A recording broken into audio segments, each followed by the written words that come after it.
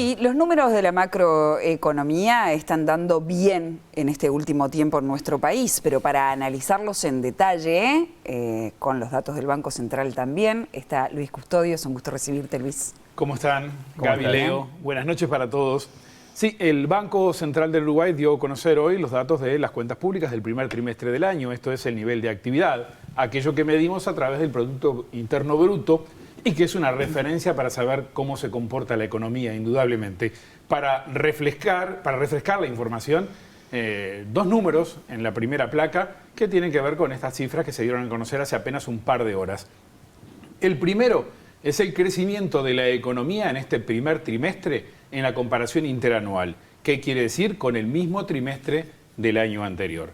El segundo, 0.6%, es la comparación desestacionalizada. Esto es, ante el trimestre inmediato anterior, en este caso el último, octubre, noviembre, diciembre del año 2021. Es importante porque son dos dimensiones que miden la misma evolución, pero comparando relativo a otros datos, y nos muestra cosas distintas, lo vamos a ir repasando. Precisamente sobre el dato desestacionalizado vemos la siguiente placa para observar la evolución.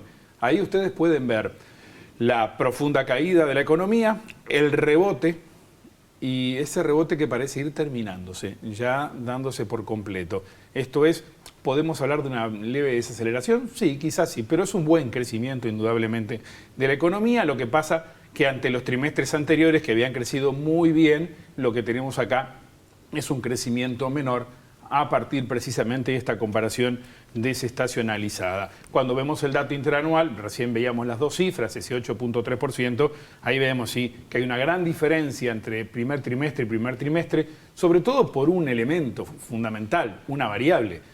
Tuvimos actividad turística este verano, claro, que no hubo en el primer trimestre del año anterior. Y eso ya mueve una cantidad de sectores que ahora vamos a repasar precisamente por rubros de actividad en la siguiente placa, y ahí vamos a poder observar. Acá tenemos, desde la producción, por el lado de los sectores, prácticamente crecen todos, varios con más impulso que hace un año.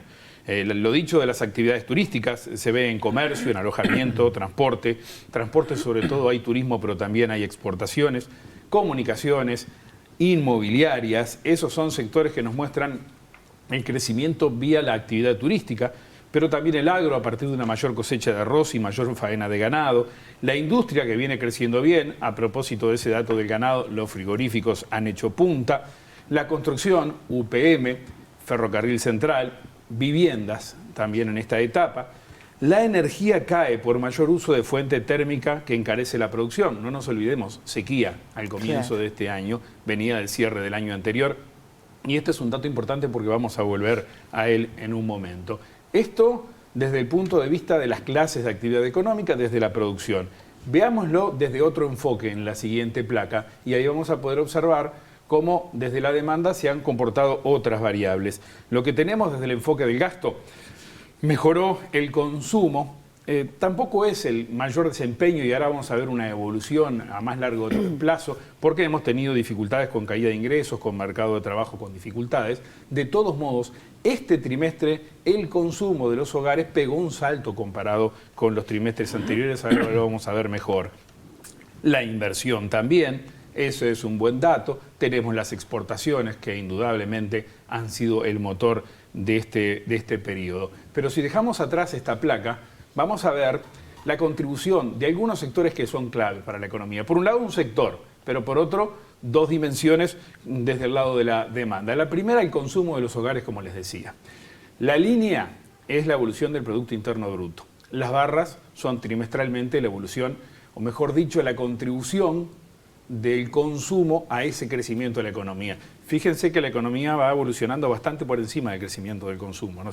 Se puede observar ahí claramente en esta gráfica, y eso nos demuestra que en definitiva no ha sido el consumo de los hogares el que más ha tirado en esta situación. Esto el consumo. Si vemos la placa siguiente, vamos a ver otra dimensión que es importante y tiene que ver con las inversiones. Formación bruta de capital, acá tenemos inversiones públicas y privadas. De vuelta, fíjense ustedes en este caso.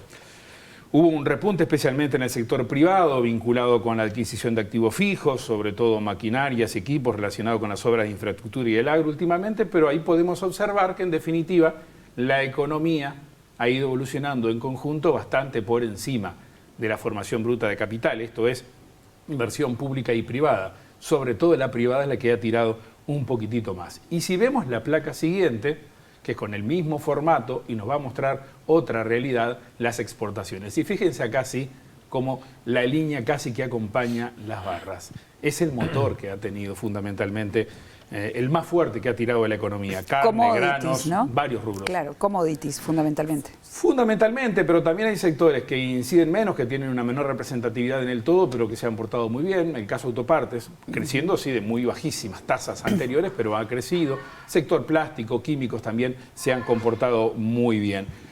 Esto, de alguna manera, nos muestra ese primer trimestre que hemos recorrido hasta ahora, que ya hemos dejado atrás, pero que es la primera en cuanto a datos que tenemos de este año 2022. ¿Y ahora qué? Veamos la siguiente placa, pensando ya en el año de aquí en adelante, ¿verdad?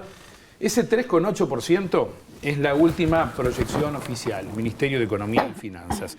En 2 semanas está el proyecto de ley de rendición de cuentas, que tiene precisamente proyecciones. Es altamente probable que tengamos un ajuste al alza. Se puede pensar, hay elementos para pensar que esas proyecciones van a tener un ajuste al alza.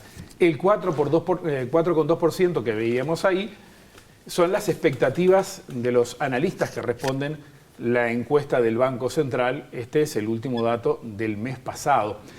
Acá lo que tenemos es la mediana de las expectativas. Responden 24 analistas en total, representando a centros de estudio, a consultoras, también a la academia y algunos independientes. Y de esos 24, el rango de comportamiento de la economía mirando para 2022 hasta ahora ha estado entre el 3,4 y el 5%. Acá capaz que también tenemos una revisión, porque con estos números que salieron hoy, entiendo que ya mañana, de cara al fin de semana, tienen que entregar su próxima proyección que se va a dar a conocer el día 28. Por lo tanto, ahí podemos tener también una incidencia de estos datos en las expectativas, ¿verdad?